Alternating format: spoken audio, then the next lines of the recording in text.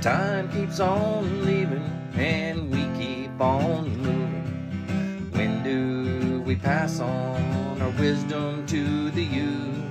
My veteran story, lost arts discussions, fireside chats with a bourbon or two. It's time to hear the stories by military veterans. Get yourself ready. It's the Lost Arts Podcast. The Lost Arts with Andrew Cox. Hello, my friends, and welcome to the Lost Art Podcast, that podcast giving a voice to our veterans. I am your host, Andrew Cox, and today we'll be having a My Veteran Story with Marine veteran Dan King. But before we get into the episode, are you enjoying the podcast? And go to the Lost Art website. That's the lostart.podbean.com.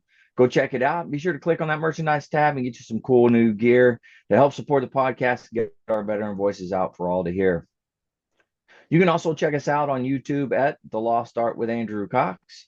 And be sure to smash that like button and follow and subscribe. If you'd like to be a guest on the podcast, and email me directly at thelostartwithandrewcox@gmail.com, and we'll get you scheduled to be on the program. All right. With that, I got Dan here. Dan, how you doing today? I'm doing good. Good to see you. Good seeing you. It'll be a good program, I think. You got a great story, so I'm excited about it. Well, we'll see. We'll let those people decide if it's a great story or not. Very nice. Well, just like everybody else, it's got some highs and lows. Oh, well, yeah, that's a good point. Yeah, but that's what makes a good story, so it'll be good. So start at the beginning for us. Where'd you grow up? And then how did you get into the Marine Corps? So I grew up in a small town on the east coast of Florida, Titusville, Florida. It's actually the closest city to the Space Center. Oh, wow. Yeah, grew up there. It's a very small town. It's, not economically depressed, but it's not economically thriving. One of those kinds of places. Yeah.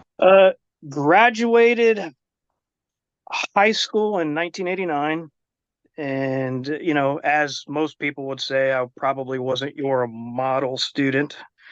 I was not, not going to be successful, as a college student, for sure. And at least I think I had the foresight to realize that.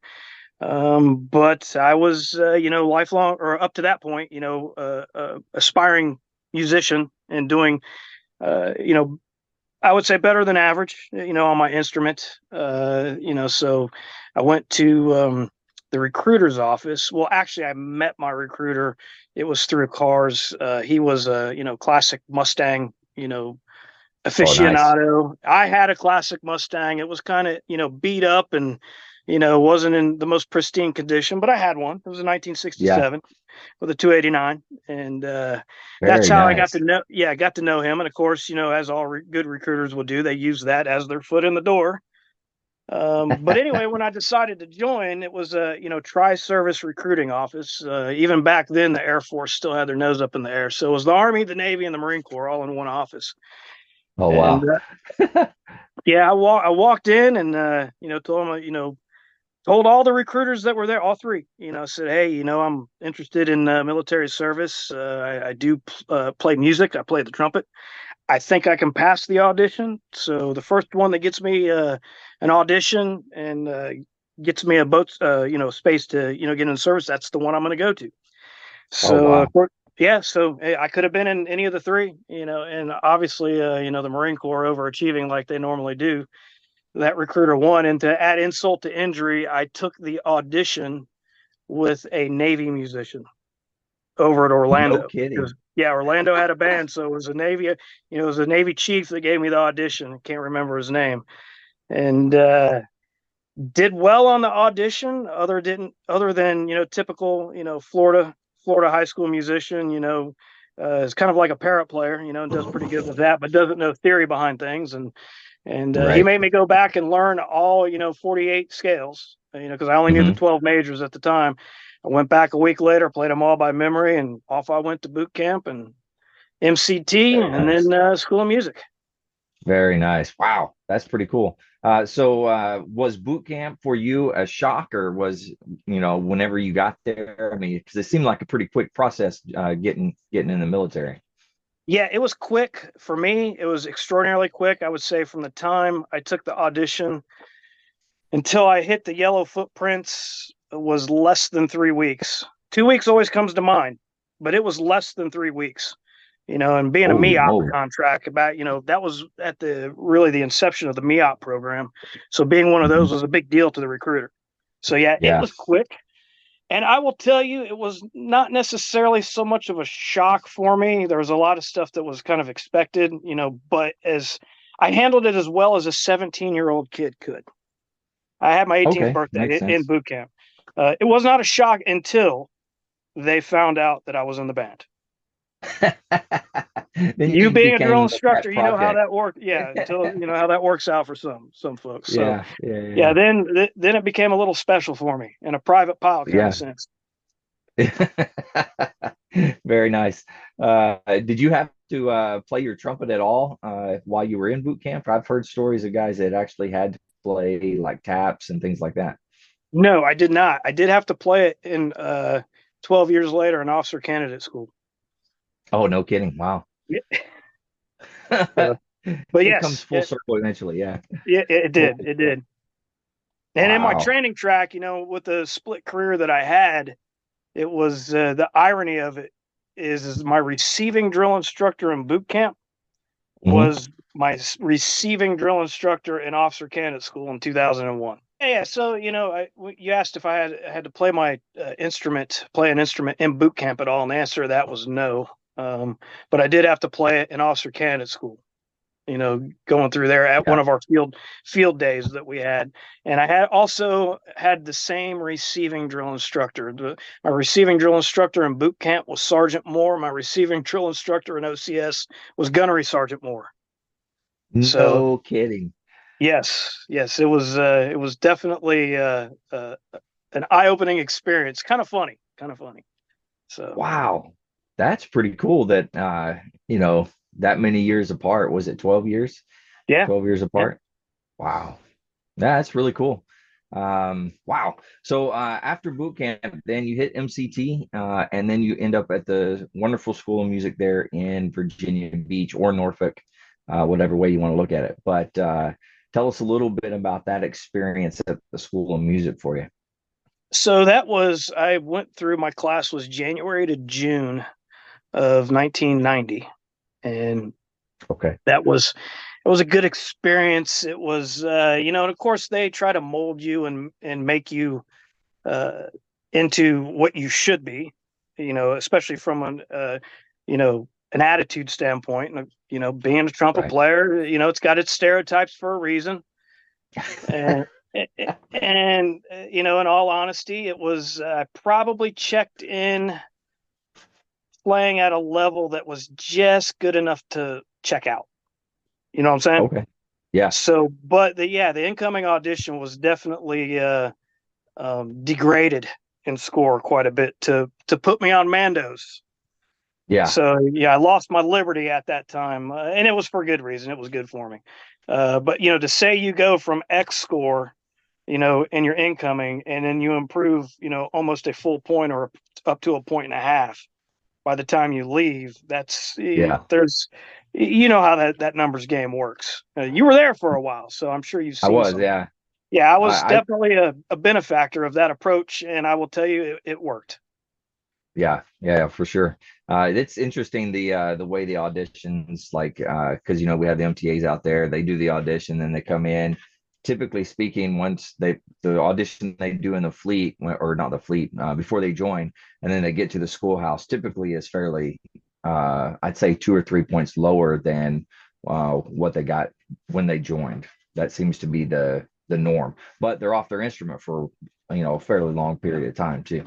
Right, and I don't even recall what I got, for the recruitment audition. It was just, the Navy chief looked at the recruiter and said, "Yeah, he's good to go. Or, give me the paperwork I need to sign for you."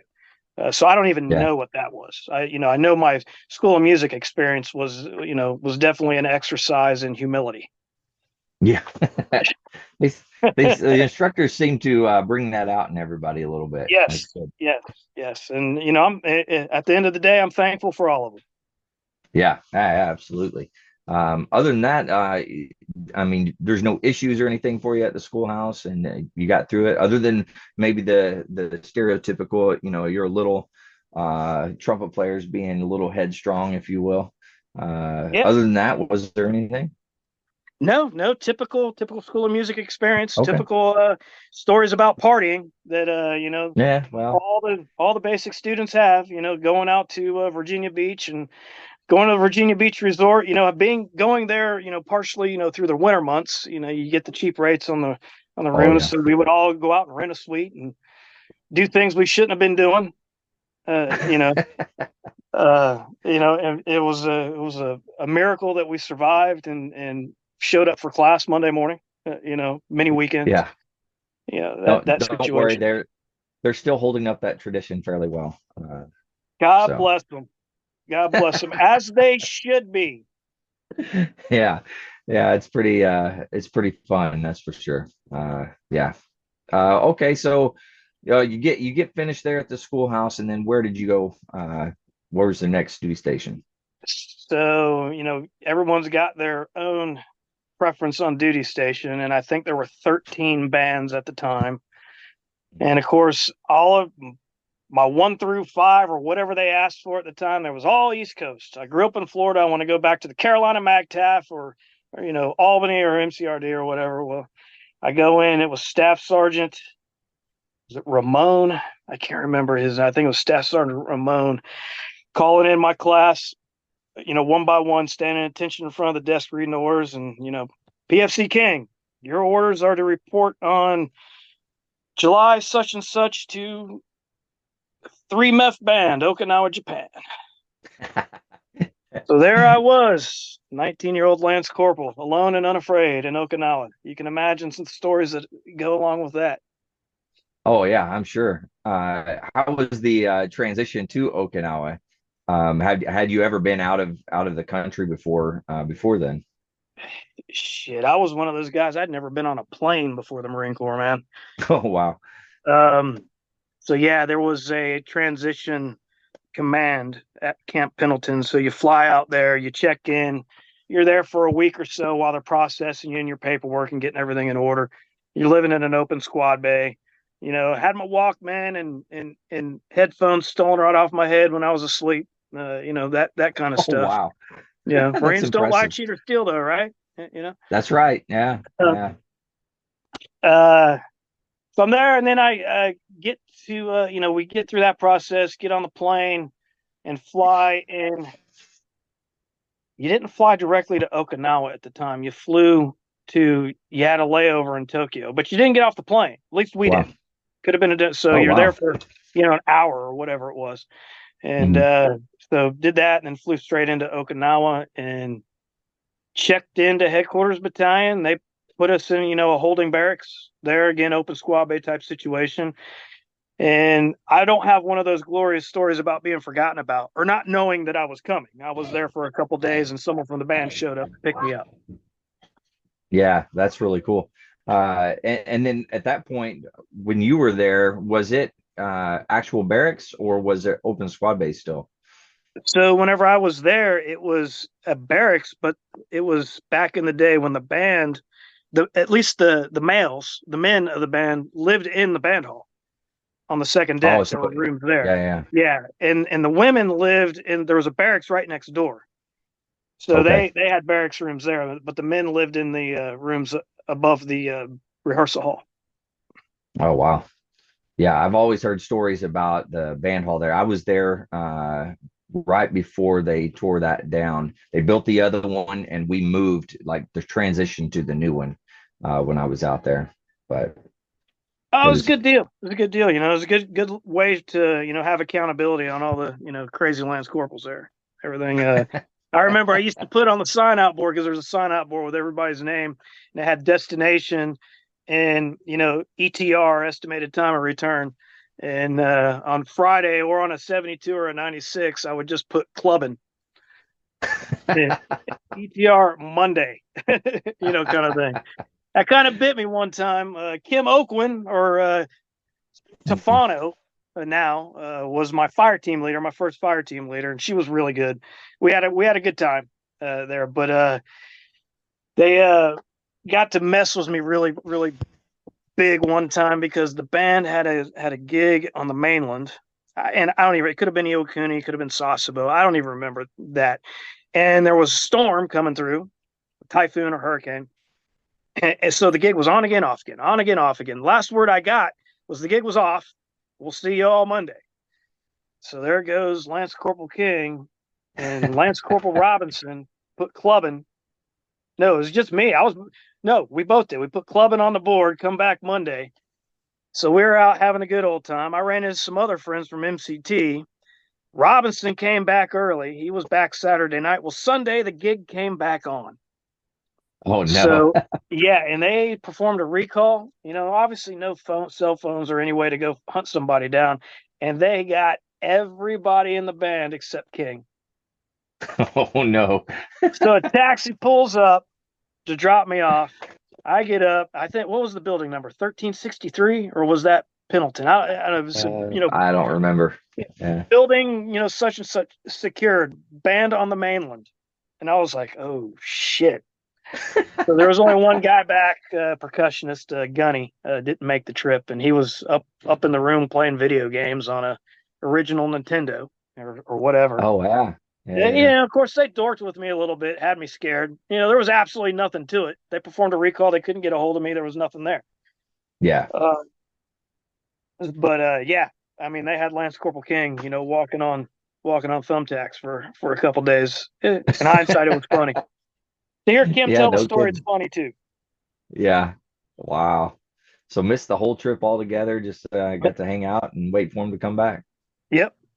Yeah. That's not a bad deal. No, I, got to walk up and go get food at the Burger King or the Exchange or whatever. And it's just kind of, Yeah. couple free days off. So I Yeah. actually came Yeah. out ahead in the deal. Yeah, you did. Yeah. Heck yeah. Wow. All right. So your time in Okinawa, you just do a year in a I did. company? Yeah, I did Yeah. just a And year. And then I went to Camp Pendleton. okay. Awesome. Well, tell me about the transition to Pendleton. How was that an easy transition for you? The bands, they kind of have different roles, I guess, every now and again. The Well, band it was, itself, but they go to the yeah, field and everything. yeah, it was unique, going from Okinawa to Pendleton in the sense that was right after Desert Shield, Desert Storm. Okay. So, and Camp Pendleton was one of the bands that deployed, during that Hmm. time frame. And I check in as the new guy. I'm Bob Newhat, checking in, and there were a couple of us that had checked in and didn't deploy with the band. Another guy, Dennis Morgan, we became pretty tight over the years. Lost touch with him, so Dennis, if you're out there, get in touch with me, man. But yeah, and everybody just come back off of deployment, so they all believe that they're harder than woodpecker lips because they went and fought the war, obviously, right? And so you're kind of odd Right. man out. So it took a little bit longer than usual to integrate into the unit, but over time you integrate in and everything's fine, and you end up building your friend network there, and then you get the same old stories. As Bon Jovi said, it's all the same, only the names and faces change. Yeah, that's very true. Yep. Wow. Okay. And then so you spent how long there at Pendleton? About 2.5 years into my enlistment. So, quick story, which will feed into another one. Okay. Their Master Sergeant Chris DeBow, another, Hmm. great man. Him and Master, we had the dream team. We had Master Sergeant Chris DeBow and Master Gunny Mark Price Oh as our wow. drum man. Okay. Yeah, we had the dream team. So, during my time there, I was ended up being able to get in the repair shop, and start, messing around, doing some repair stuff, working on older horns that didn't matter, that were just going to get thrown out anyway, picking up some things here and there. And at some point in time during that, uh, top to bow had it was a late '80s Datsun. No, it was a Nissan. They'd gone to Nissan by then, pickup truck. And it was Mhm. having some carburetor problems.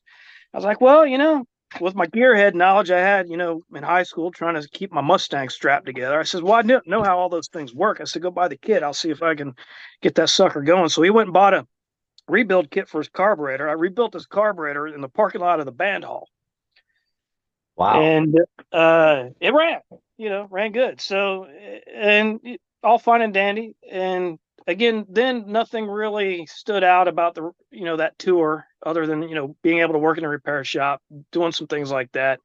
Had a good relationship with basically everybody in the band. The band was really tight. Um, and then I ended up getting an RE1 Bravo reenlistment code. It was the most bizarre thing. It was back in the days whenever they would do admin scrubs on Manpower. Yeah. And if you fell into a certain bracket, you wouldn't be allowed to reenlist. Well, the thing that made this odd is that had I gotten in trouble or gotten busted or whatever, or not made a cutting score, and I was a first term Lance Corporal 5541, I would have been allowed to reenlist. There What? were both spaces. Yeah, I was a corporal, and first term corporals were not allowed to reenlist. It was strictly a numbers game. It's just how it all fell out. Wow. No kidding. So, and I was on the fence. I'm not going to say I was, definitely, was in it to win it, or I was definitely getting out. I was on the fence. And Hmm. then, you know, Master Gunny Price and Top to Bow at the time had it, pulled me in. It was getting close. I had about 2 weeks left. They said, hey, we can take one of these boat spaces and perform a conversion, like for you to stay in. And at that time, I was starting to get bitter because of the way that unfolded a little bit. And I said, Right. no, I said, thank you, but I think the Marine Corps is trying to tell me something. I'm just going to go ahead and get out and take my chances and go to school, do whatever. I matured a little bit. I thought I could be successful in school, so I got out. And I was out for 360 days. Oh, wow. Yeah, Just under that year mark. yeah, 360 days I was out. I tried school for a year. Thought I was mature enough to handle that at that time at 21, 22 years old. I was woefully wrong. Uh, That you know, happens. yeah. And I was like, it was probably, I don't know, June or July timeframe. I was like, man, I hadn't touched a trumpet. I was like, I Hmm. wonder if I could still play this thing. I pulled it back out and I started going through some stuff. So other than endurance problems, it was kind of like riding a bike. I could still do everything I was doing, as an MOS trumpet player before. Just need to Right. build endurance back up. So then I called around and tried to get a number for Master Gunny Price or Master Sergeant about at the time. Well, then come to find out, Master Gunny Price was at MPO 20, the senior enlisted at the time at Oh, the yeah. field. I called him up groveling. I said, Master Guns, I said, it's not working out too good for me. I said, I really love the Marine Corps. I'd like to come back. And he says, give me a second. I said, all right. So we hung up the phone. And literally, this all happened in one day. Oh, wow. Uh, he calls back. I don't even, I don't want to embellish. It could have been a half hour, could have been an hour or whatever. But he calls back. He says, all right, you're in Titusville, right? I says, yes, I'm in Titusville, Florida. He says, go down to the recruiter's office right now. Phone's gonna ring in about a half hour, 45 minutes. I was like, wow, okay. So I went down there. Phone rings, and it's at the time, I think probably Gunny. I don't even remember, but retired Master Gunny Farquhar, Matt. Oh, yeah. Matt, Yeah. Yeah. Yeah. Matt was the MTA, and Matt calls. So I guess I was supposed to take a phone audition. Okay. By the rules, by the numbers. But they had taken a new boat space, and I don't even know how they do this stuff. But they had taken a boat space for a new enlistment and converted Right. it into a prior service. Okay. And I just had a conversation with Matt Farquhar. Again, God bless him. Thank you for, I thank these people for being so good to me over my career. Um, and we had a talk and, had some things. He asked me some pointed questions, about what I've been doing, or not doing on the horn, and Right. could I still hang where I need to hang, and he was satisfied with my responses. And uh, 1 week later, I was reporting to Cherry Point, North Carolina. Wow. It was that. You want to talk about that's some luck.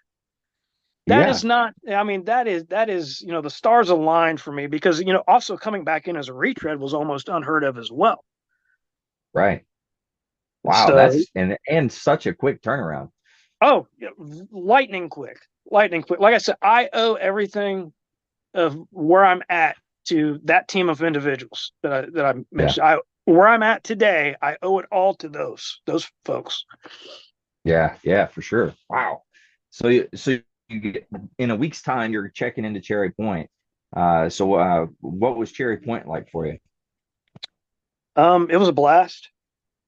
It was a Okay. blast. It was typical, air wing schedule. I don't want to say mentality, but there was, obviously it's not like being in a division. So there Right. was, and the TAD money floweth. It was, as the saying goes, Uh, carpe per diem, seize the pay.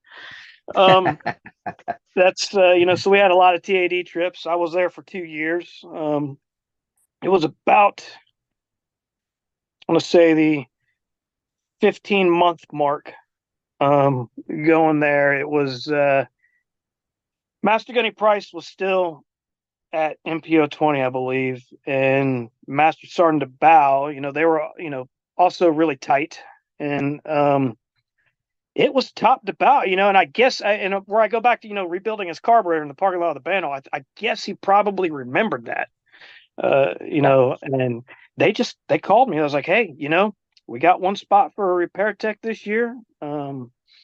It's normally a staff sergeant, has to, end up going in that seat, but you're close enough to being in zone, to for a non-competitive that we'd like to send you to be a repair tech. Wow. And I'm like, So absolutely. they selected or picked you out as a sergeant to go to Red Wing. They did. And I was working at the time, I was working in the shop off and on under Chris McNally. Hmm. He Okay. was, he was, big influence on me, for instrument repair as well, fine tech. One of the biggest honors I got was, in my commission life, he asked me to come back and be his retiring officer. So Oh, kind of no gets me kidding. Wow, that's cool. welled up a little bit. But yeah, yeah, Huh. yeah. So, but yeah, Chris McNally worked with him, and then I went to repair school for a year, and then after that, it was the powers that be saw to it that I got to go to 29 Palms. Yeah, the great place of. Well, Yes. let's talk about Red Wing. For those that don't know much about Red Wing, kind of talk through your experience there. So you don't obviously separate, but it feels like you separate from the Marine Corps. Right. I didn't wear a uniform for the entire year I was there. Maintain standards, obviously, but and I showed up one time at the Reserve Center in Minneapolis to run a PFT, and that was it. Hmm. And I ran the inventory PFT checking in. I had to go back up in October. I did that, got a 280, 285 or whatever, and then they thought, this we're not gonna have to worry about this guy. So then I never heard from him again. But you Oh, basically wow. separate. Yeah, it's like being a civilian for a year. Hmm. And you're going through the school, and getting your paycheck at your rank that you're at, and your job is to go to school and get that education and get that certificate. And then when you graduate, you get the certificate, and if you're a staff NCO, you get the MOS, and if not, then hopefully you get a non-competitive promotion to staff NCO, and then you pick up the Right. MOS.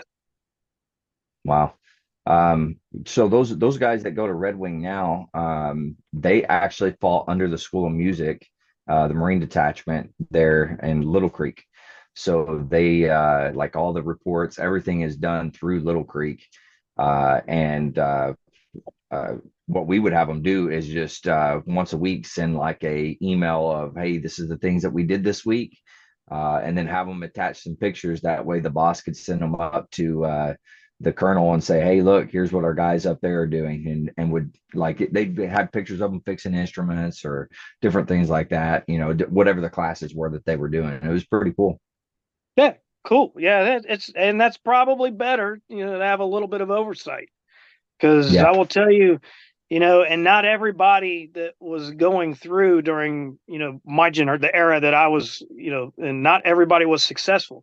And There was, one in particular, and the Wow. reason why that happened was because of lack of oversight. Just to be honest, there was no oversight. You had to be, basically a self starter. Right. Yeah. Wow, that's crazy. Yeah, those guys that go up there now, like we have them set up they're through a reserve station, and then they have like all the administrative support, all that type of stuff. Of course, it's much easier nowadays with the computer and the internet and stuff, but it's all done through us. The only thing that they have to do through the RS up there is their CFT, PFT, and height and weight. That's pretty much it. And then we also have them got them points of contact for different veteran organizations there around there that can help them out if they need it or anything like that. So Oh, that's great. seems to That's great. And seems to be I'm up working there out pretty every good. year now. I'm on the Are you advisory really? committee. Yeah, I'm up on the advisory committee for that course. So I'm up there twice a year. So I can be the Wow, eyes and that's really ears and cool. spy if I need to. Yeah, yeah. There has to be a spy, yeah. I got to go up there twice. The first time we went up just because they just started falling under us. And so we went up to kind of see the schoolhouse, talk to the staff, make sure everything was good.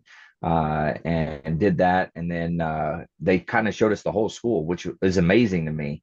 They have the strings like violins, guitars, stuff like that Yep. now. Yep. Man, I mean, they got all kinds of cool stuff at that school. It's neat. Yeah, it's a good trade school. It's a good trade school. They've been doing that band instrument repair course. Gosh, I want to say that started, I don't know exactly, but it was right around 1980 somewhere. It's been going on a long time Wow. there. So it was, so it's been successful, and they fill the class up every year. From Yeah. people all over it's worldwide. They're every year there's typically 1 to 3 people that are foreigners, and sometimes it's, English is not even a second language. It may be a third language for Oh, some, wow. but when it's working with your hands, and it's demonstrating mechanical ability, you can overcome a lot, so it's Yeah, that's a good point. yeah. Wow. Man, it's a great school. And all the staff there is super nice, super friendly. They help out. They do a great stuff. So I think it's a good partnership that we have with them. Oh, absolutely. Yep. Yeah. All right. So at that point, you finish Red Wing. You're going to the wonderful city of 29 Palms, California. So tell us about your experiences there. As my longest duty station, it was 4.5 Okay. years. That's a whole Oh, nother, wow. and at the time everyone had an expectation of 2.5 to 3 years. So Right. in hindsight, a lot of good stories, a lot of good times. I mean, obviously we were there together. I remember Lance Corporal Andy Cox coming in and checking in. Yeah. The staff Yeah. sergeant Kern giving the 5 finger point. Uh-huh. It was, That happened it once or was twice. good times, good times. Yeah. I don't know if you remember, I was wound a little tight. No, no, I don't think No, so. I think no. it was fine. I had a good time. But we needed it. We needed it. Um, I would say, one of the high points of my career was, obviously what we came back for your retirement for, putting the rock Yeah. band together. Like I Yeah, that's said, right. never claimed to be the best, but we do claim to be the first. And when I say first, because I know every band has had a show band, I don't know of anybody previous to us, Chris, Brad, and Johnny. I don't know anybody previously that went out and actually performed hard rock Yeah. music and for the sake of the Marine Corps in a uniform. I think we were the first ones. I would say so. Yeah, anybody's free to correct the record if that's not the case, but I'm pretty sure we were the first ones to go out and you know play Ozzy Osbourne and AC/DC and Van Halen, ZZ Top, stuff like that. Yeah. And it was And we knew we awesome. were onto something when we were getting called to the general's house to do the same thing. So Yeah. Yeah. And it was great. I loved watching you guys play and stuff. I mean, I think the whole band would go out. You would go up to was it the staff club and play yep, pretty regular up there. yeah, we did With Staff Club, yeah, get to go and watch it. It was really cool. Yeah. and then I really liked Dwayne King checked in. it. Hmm. And my brother from another mother, of course, of no relation. I'm Dan Yeah. King, and I'm 5'7", buck 30 probably at the time, having a good old time. Dwayne King checks in. He's 6'7" at least. Yeah, I don't know, 6'5", he's up and there. Dwayne checks in, and he's just got, the golden voice for country music. So, they put a Hmm. country set in there, and yeah, it worked out great, man. We had some great times. Oh yeah, yeah. What were some of the highlights for you at 29 Palms? So most everybody says 29 Palms, oh, it's the the armpit of the Marine Corps or whatever. I actually enjoyed my time at 29 Palms. I thought it was beautiful. I had a great time. But what was your take on everything there? You end up growing into that. I'd never been in in a desert before. Um, Driving out there, me and my wife at the time are driving out. We start hitting the high desert. And it looks like the set of a you know Roadrunner Coyote cartoon. You know what I'm saying? It's been, you're Yeah. just like, what the hell have I got myself into?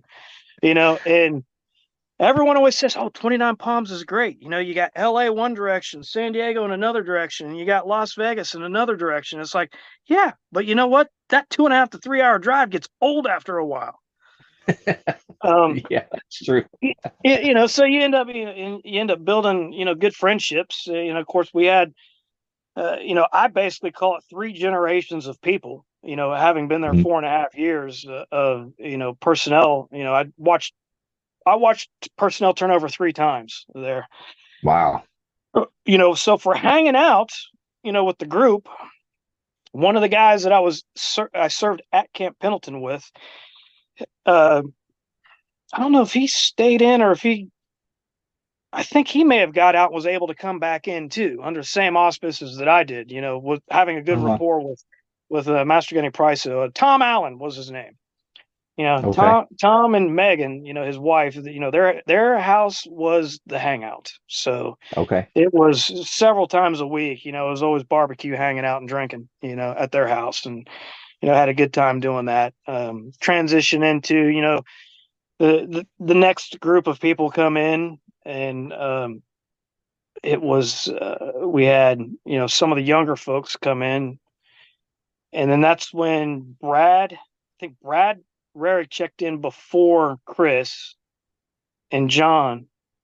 Hmm. And yeah, Brad was talking about this guy named Chris, and I'd always been wanting to put a rock band together. We were all, Yeah. karaoke kings, on the weekends at the Yeah. Stumps, the bar there.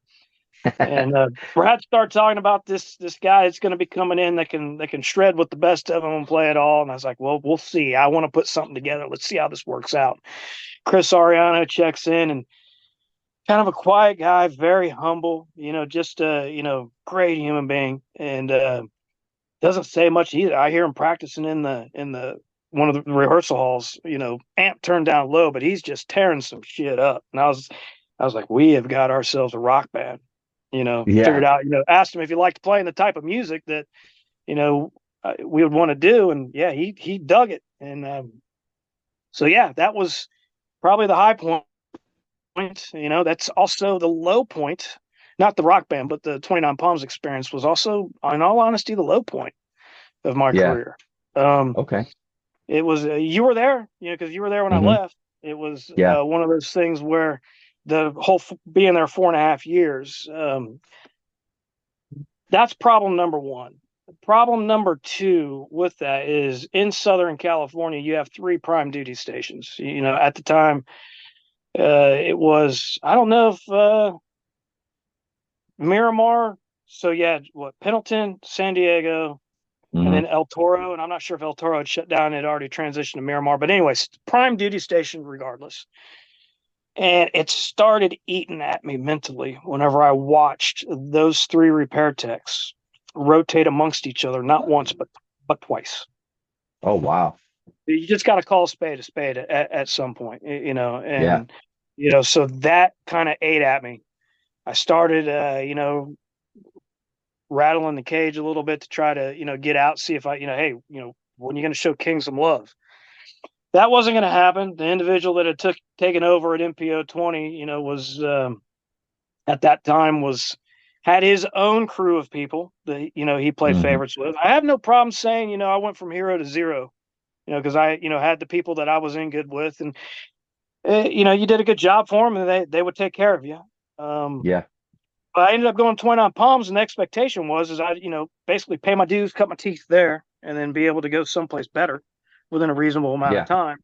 I was basically pigeonholed. And well, the whole time I was at 29 Palms, I did reach the age of maturity and enlightenment and had been going to school, Yeah. and finished my degree. And I just didn't really advertise it or anything. And I just started putting in commissioning packages because if I'm not going to get out of here, then I got to get out of here. So, Right. and got picked up for ECP and went to officer candidate school, which, like I said, you were there probably, I think, a Oh corporal yeah. at the time, Yeah. Yeah. and, I think so. left that one. That had its own set of risks because one thing I didn't know is that, injuries are common whenever you go to Mm. officer candidate school. Yeah. And if you get injured and you end up having to cycle out, they will let you go back the next cycle if you choose to. But you end up going back to, as a prior enlisted guy, you end up going back to the parent command that you came from, and your Oh wow. date current tour began starts over. Oh no. So I did not know that. Not that it would have changed anything until I checked in at officer Yeah. candidate school. And the whole time I was just going through the course, focusing on not getting injured, because that would have put me there for 7.5 to 8 years. Good God, that's a long time. Long time. Wow. So how was officer candidate school for you? Culture shock. It was definitely a young man's game. I was Yeah. 30 years old, going through. I just turned 30. And it's not that I couldn't do the course, the physical events of all the courses. It's recovery, and you're going through Mm. with the majority of the people are right out of college. We had an Right. inordinate amount of prior enlisted in our class for one reason or another. I'd say about a third of the class was prior enlisted, and I wasn't the oldest one. There was one guy older than me going Wow. through. But yeah, it's, recovering it's difficult, and you don't know what you're in store for. So, I was what I would consider myself, a well above average performing Marine, physically speaking, right? Mhm. I was always, clipping 270 and above PFTs. So, and I'm sure Mark Gleason could vouch for this if, you ever end up talking with him, Yeah. and having him on. But I called him. It was the week before graduation. And we're on Liberty, and I call Mark. I says, "Hey, dude," I go, "You'll never believe this." I go, we just ran our final PFT." I go, I did my run time at about 21 minutes. It's clipping along pretty good, you think, right? Yeah. And I've always, struggled to really get, a burning time. I have flat feet, changes your gait, the whole nine. Mhm. Never. So I was like, "Yeah, dude, that's burning for you. You must be in really good shape." I said, "I was the second slowest guy in the platoon." Oh my.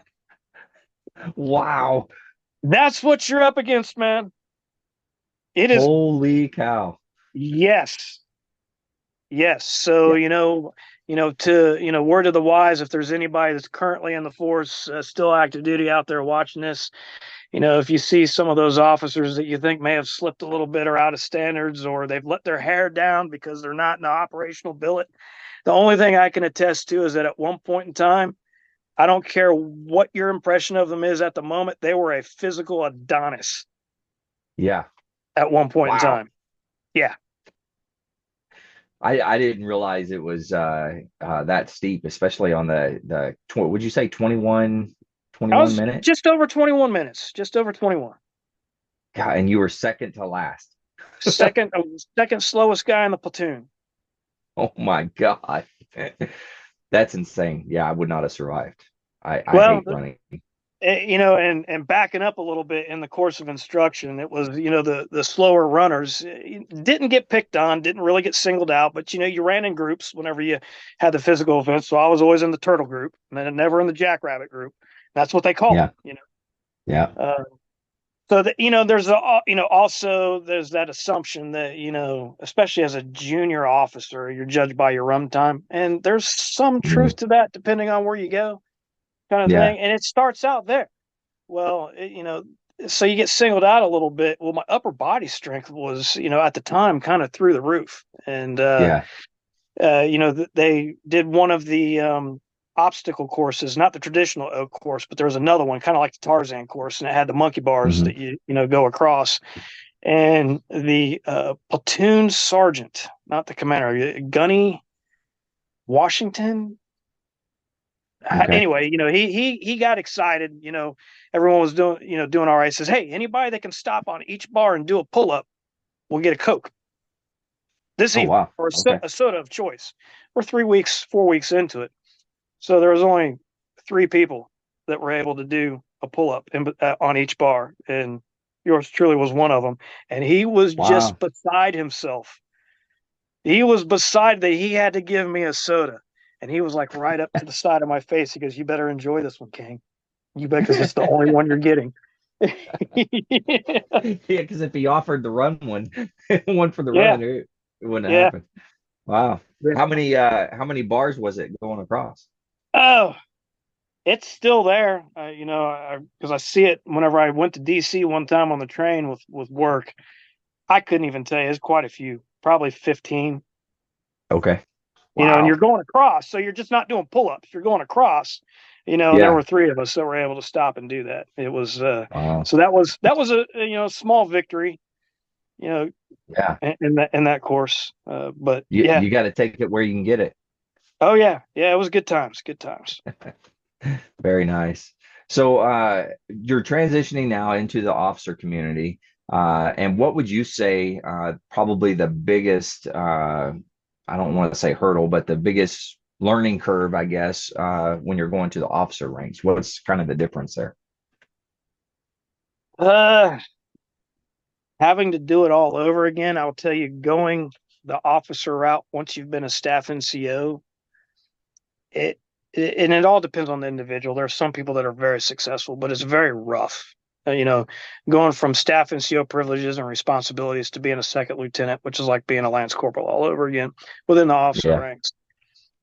And it took me a long time to grasp the concept of, once you enter into that commissioned career track, no one cares about who you were or what you did before. Right. Yeah. And me personally, I had a hard time letting that go. I was like, well, I used to be a staff sergeant. That's not how this goes. Blah, blah, blah. No one cares. No one cares. You're a second lieutenant. Be a second lieutenant. Yeah. That's how that, Wow. and that's one thing that I would definitely change if I could. If I could go back and do that, I would have changed my approach and try to be a little bit more humble, as Yeah. a lieutenant, instead of trying to bow up, every chance I got. Um, Having said that, one of the more humorous moments is you end up being a lieutenant. Between second lieutenant and first lieutenant, that ends up being about, I don't know, 5.5 years, your first five years of Whew. career, Yeah. kind of thing. So obviously, it wasn't too far removed from American pop culture. It was 95, 96, Forrest Gump. So I was Lieutenant Dan for 5 years. Yeah. Yeah. I'm sure that got old. Yeah. I'm checking it. I check into, I've already been, Captain Select. I'm getting ready to pin on Captain within the next month or two, and I'm taking over a company command at a Okay. MWSS in the Air Wing. And Marines are Marines, and it's like sometimes you try to be a little stiff, and sometimes they just crack you up to the point you can't help but lose your bearing. Right. And obviously, they had all been briefed on who I was and coming in, and all the way down to my name or whatever. We do the change of command ceremony, and one of the lance corporals comes up from the maintenance platoon. Just what, I didn't know the kid from Adam. I had no idea. He just walks up and he goes, "Lieutenant Dan, you got new legs." And I was just sitting there, and my eyes lit up, and I didn't know what to say. And I just looked, and I went, "Click, click, titanium gump." They used that on the space shuttle. Oh my God, that's great. Yeah, Lieutenant Dan, you got new legs. yeah, That's pretty brave of a Lance Corporal to walk up and say that. That's pretty good. yeah. It was Lance Corporal, one of the more junior guys, but they'd probably been prepped that I had, pretty decent sense of humor, and Yeah. could talk. That's like, like my safety brief. It took a couple people. It took the majority of them to took them a little while to figure out what I was truly meaning. Safety brief before 72 or 96. I go, hey, I walk guys. I'm not going to tell you anything you don't already know. Don't drink and drive. Don't do drugs. Don't get arrested. And accidents cause people. And I turn around and walk away. Yeah, they had a hard time grasping that one, huh? Yeah. I think that, as the second or third one, you'd see them snicker a little bit, Yeah. That's pretty funny. Wow. So you said you spent 5 years as a either first or second lieutenant. Where were you at duty station wise? So I checked into after TBS, that's the basic school. That's the officer's Mhm. version of MCT. It's a 6-month long course. And you basically get sprinkled of all elements of the MAGTF training, whether Okay. it's book training or practical app or what, one of the capstone events is to actually do an actual trap mission with your company, your TBS Yeah. company, a tactical recovery of aircraft or personnel. So you get sprinkled with, basically a little bit of the entire MAGTF. And then after that, I was going to be a logistics officer. So the logistics officer course was on Camp Johnson in the Lejeune area, and my orders were Yeah. to Camp Lejeune. So I checked into my command, 2nd TSB Transportation Support Battalion, and then when you're on Lejeune, so then you leave there, Timmins, temporary duty under instruction, and go to Mhm. the course. So I went to the course, but yeah, Lejeune was my first duty station as a second Okay. lieutenant. Finished up log course November of 2002, and January 2003 I was on a plane to Kuwait. Oh, no kidding. Wow. Yeah, with our Okay. company. Yeah, we were the I want to say second or third flight of folks to land in January 2003. Wow. Things were. They had not prepped anything. We were going in there to set up the port to receive ships to do all. Wow. So yeah, it was very, very early on. That was a 6-month Yeah. deployment, roughly. Okay. And You get what were the highlights during that time? a lot of convoy commanding, command time. Okay. I will tell you, I was not the typical Marine up to that point. Didn't even necessarily like it. Didn't really touch it all that much. And I'm talking about coffee. Yeah. Never really drank it at all until there. When you're going weeks on end with 3 hours of sleep a night, and trying to catch little cat naps in between, I got hooked. So Yeah. a lot of convoy time, a lot of ship offloads. I want to say I tallied it up. We all tallied it up, all the lieutenants in the battalion at the time, and we all were anywhere between 8 and 10,000 miles of convoy commander time. Oh, kidding. Wow. Yeah, all the lieutenants. Yeah, it was, it was all kind of spread loaded, amongst the operational companies. I think we had 2, and then we had a third one, and then we rotated, a third one doing support, Yeah. for local stuff, and then we had 2 companies doing convoys reaching out, and we were, being East Coast, being 2 MEF. It was we Mhm. weren't the main element. That was 1 MEF. So we were running stuff up to basically the line of departure, which was, Oh, and I that's see. Okay. up where combat started. So we were running Right. convoys up, and then 1 MEF TSB or whatever logistical companies would be coming down to meet us to trade stuff off, and then Got it. pick up the Okay. supplies and go. Yeah. Wow. That's really cool. Then now through that time, did you see combat at all during that time, or because you say you were going up to the line, but did you Yeah, actually go it beyond? was no, I'll tell, everyone wants to, make a glorious story out of, stuff that they're experienced or whatever. I'll tell you, there was always the threat or the mindset of, anything could happen at any time. But Right. I gotta be honest with you, I don't even think so much as a BB gun was shot at me. Oh, wow. Okay. You know what I'm saying? It was one of those things. Yeah. We had more of a problem with the locals in the town. There's a town called Safwan right on the border in Iraq. Mhm. And those people were just trying to feed themselves, man. Yeah. I can't fault them, but and we had a policy where we would have to slow the convoys down to, basically walking speed almost as we went through, urbanized areas. So SAF one, we Right. were get out and we were going really slow, so there weren't any mishaps. And it got to the point where the locals were trying to pull stuff off our trucks, Oh, and wow. yeah, so then it got to a point where then the A driver would dismount, and then we would have, from each vehicle, and then we would have people walking on each side. And then it got to a point where they were ignoring that and still trying to grab stuff off the truck. I will tell you that there was, and it was in an after action report at the time, because I heard it being talked about on the radio like it was some badass moment, but it wasn't.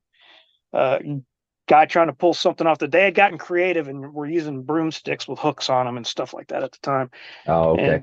And I got out because I was riding in a truck, used a truck as my command vehicle instead of a Humvee at that time. And I got out and was the escort at the side, and at that time, the officers, all we had were pistols. We didn't have, we weren't using, longbows, carrying those with us at the time. And this guy come up, and it was the truck that I was escorting. It was my truck, and he comes up with a hook or whatever, and I pulled my pistol out and pointed. I says I wouldn't do that. And that's when you see, the fear, the human reaction, and Oh, that's yeah. when he knew English.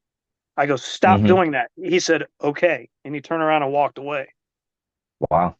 Completely surreal moment for me. And man, I tell you, I did not even have a round in the chamber. I was not condition one. Yeah. That moment, when that person on the receiving end doesn't know that, doesn't realize Hmm. that, it's a surreal moment.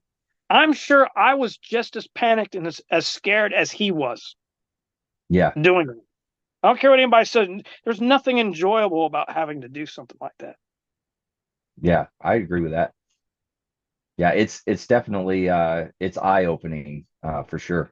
I Yeah. remember having to rack around at somebody in a 240 when we were in Iraq, and that was the first time that I'd actually done that. And the guy, he was in a car, or whatever, it had broken down, but nobody knew what, like, was it actually broken down? Was he doing something? So I racked around and I yelled at him. And whenever that happened, that dude just took off running, like scared to death, phew, down the road. And I Yeah. was like, wow, that's crazy. Yeah, because they know the effectiveness of those crew serve weapons that are on those vehicles or in those Yeah. gun posts. They know what they're capable of. Yeah. And if you had a 240, I mean that's vicious. Yeah. Yeah. It's pretty wild. Just, I don't know. I don't know if everybody will understands really kind of that universal language, when you get a gun pointed at you, Oh, or you or develop you that point a gun sixth at sense. somebody. Yeah. Yeah, you develop that sixth sense, real quick, and the first deployment being out in communities with convoys and stuff, I mean, it's quick too. You really develop that, like I said, that sixth sense of knowing who likes you and who doesn't. Yeah. And you just see it, Hmm. and it comes to you quick. But no, I mean, all in all, like I said, it was pretty benign, Okay. but I'd say the most crazy thing I had to deal with was my platoon. We were in we were in a tent city out of Kuwait, and we weren't running a whole lot of convoys at this time, so there was a lot of downtime and a lot of boredom. And I Hmm. walk into the tent of my platoon, and it's just got this wretched smell that I can't even explain it. And I see a bunch of guys, around, in the corner, doing something, and I hear a bunch of whispering. I was like, "Hey, what's going on back there?" "Oh, nothing, sir. We got it. We got it." I said, "No, no, no." I walk in there. They had a soldering iron, and they were branding themselves Oh my with a God. soldering iron. And then I had another group of Wow. Marines that they were catching, all those, big bugs and animals and stuff in the desert and staging Yeah. fights, and had a betting ring. And it's just like the stuff thing, Marines do, That's what I had to deal with. Trying to keep them occupied so they weren't a menace to themselves. Great Yeah. group Yeah. of guys. Yeah. Yeah. But boredom will overtake eventually, So But you treat them, firm, fair, and with respect, and it's like it doesn't matter, when the shit hits the fan, they'll drive through hell in a gas truck with you. to all the veterans out there, just remember if you're struggling, you need some assistance, you're thinking about hurting yourself, anything like that, the VA has some incredible resources. You can always dial 988, press option 1. You can also text 838-255 or go to veteranscrisisline.net and click on that chat icon. Any of those options are going to get you in contact with somebody that can help you out. But one veteran life lost is one too many. So please, please, please reach out for help. One last time, Dan, thanks for coming on and telling your story. Very much appreciated. To all the listeners, stay motivated, change your socks.